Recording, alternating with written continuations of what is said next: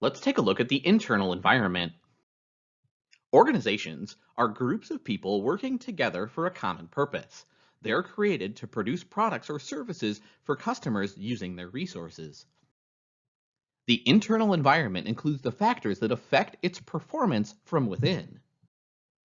They're called internal factors because they're within the organization's control, as opposed to external factors which are outside the organization's control. The late guru Peter Drucker said that organizations need a clear purpose.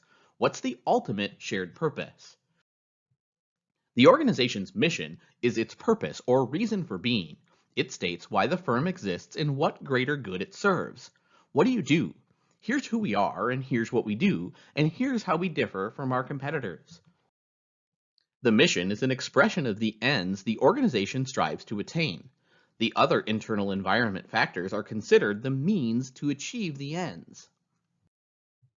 Top-level managers are responsible for the organization's performance as they develop a visionary mission, strategies, and plans to achieve success. Organizational culture consists of the values, beliefs, and assumptions about behavior that members of an organization share. The culture has to be based on mission because firms need the right culture to achieve their mission. Organizational resources include human, financial, physical, and informational resources. Human resources, or capital, is the most important because people develop and achieve the organization's mission and objectives through the other three resources. Structure refers to the way in which an organization groups its resources to accomplish its mission. An organization is a system of structured into departments such as finance, marketing, production, and so on. Each of these departments affects the organization as a whole, and each department is affected by others. All of an organization's resources must be structured effectively to achieve its mission. Organizations structure resources to transform inputs into outputs. The systems process has four components: inputs, transformation, outputs, and feedback. Quality is an important internal factor within the system as a process. Customers don't simply buy a product itself. They buy the benefit they expect to derive from that product. Value is what motivates us to buy products. Total quality management is the commonly used term for stressing quality within an organization. Total quality management is the process that involves everyone in an organization focusing on the customer to continually improve product value. The two primary principles of TQM, or total quality management, are focusing on delivering customer value and continually improving the system and its process. The Japanese term for continuous improvement is kaizen. The external environment includes the factors outside the organization that affect performance. Managers have very little influence over what happens outside the organization. They need to continually align their internal environment with changes in the external environment. The successful organizations are the ones that keep changing. It's also important to have good relationships with external stakeholders because they provide access to resources. There are 9 major external environment factors. The first 5 are known as task factors, and the other 4 are known as general factors. Here, we briefly discuss how each external factor influences how you conduct business. Customers. Business success is based on customer relationships and providing the products customers want. Without giving customers value, you don't have a business. Competition. Organizations must compete for customers. When a competitor changes prices, firms tend to match prices to keep customers. When competitors offer improved or better products, firms tend to do likewise. Suppliers. Organizations buy resources from suppliers. Therefore, a firm's performance is affected by suppliers. Labor force. The employees of an organization have a direct effect on its performance. Management recruits human resources from available labor force outside its boundaries. Shareholders. The owners of a corporation, known as shareholders, influence management. They vote for the directors of the corporation who hire and fire top management. Society. Our society, to a great extent, determines what are acceptable business practices. Individuals and activist groups have formed to pressure business for change. Technology. Technology has changed the speed and the manner in which organizations conduct and transact business. They're often a major part of a firm's system process. The economy. No organization has control over economic growth, inflation, interest rates, foreign exchange rates, and so on, but they clearly affect business operation. Governments. National, state, and local government all set laws and regulations that businesses must obey, and when they change, businesses must conform to the changed environment. In other words, to a large extent, businesses can't do whatever they want to do. The nine stakeholders, especially government, influence what they can and cannot do. Organization environments are becoming more dynamic, turbulent, complex, and competitive as change takes place at an incredibly fast pace. There's always the opportunity that someone will come out of nowhere and crush you. Today's managers need to adapt to changing conditions to maintain the fit between the internal and external environment. Management does so through environmental scanning. Change should be interactive. Focus on thriving, not simply surviving. Strong, healthy cultures don't happen by accident, and it's not easy, they're taught.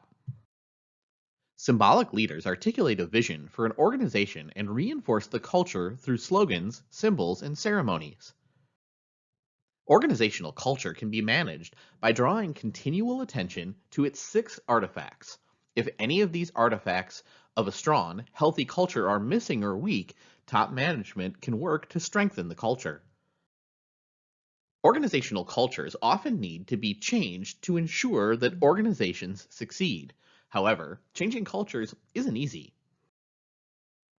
A learning organization has a culture that values sharing knowledge so as to adapt to the changing environment and continuously improve. The learning organization is based on knowledge sharing to improve. Everyone you meet in your personal and professional life knows more about something than you do. So your job is to get them to pass that knowledge on to you so you can improve yourself. Dishonesty has become an accepted part of daily life for many people in their personal, government, and business lives. Ethics are the standards of right and wrong that influence behavior. Honesty is ethical, which means lying, cheating, and stealing are unethical. Lying has long been identified as a cultural unethical behavior. We constantly have to make decisions that are ethical or unethical. Government laws and regulations are designed to govern business behavior. The Sarbanes-Oxley Act of 2002 was passed to tighten the laws affecting business ethics. Ethics go beyond legal requirements to do the right thing even when we don't have to. It is not always easy to distinguish between ethical and unethical behavior, such as accepting a gift, ethical, versus taking a bribe, unethical. Here are 3 ways to view ethics. However, we should try to implement them all based on the situation. Utilitarian view states that ethical decisions should be based on creating greater good for society, provide the greater good for the greatest number based on the consequences or outcomes of actions. Rights view states that ethical decisions should respect and protect individual privileges, the right to privacy and free speech as an example.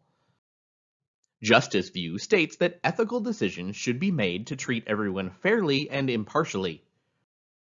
Most people understand right and wrong behavior and have a conscience.